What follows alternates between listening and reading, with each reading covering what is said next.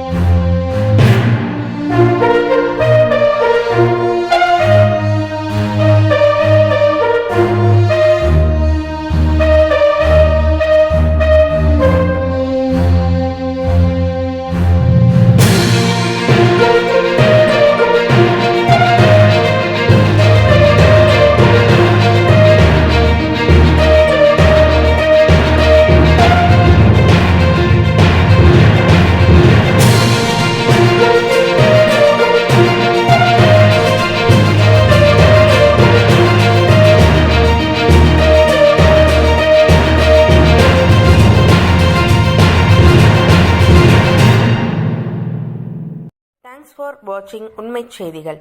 நெல்லை செய்திகளை உடனுக்குடன் தெரிந்து கொள்ள சேனலை சப்ஸ்கிரைப் பண்ணுங்க, லைக் பண்ணுங்க, ஷேர் பண்ணுங்க.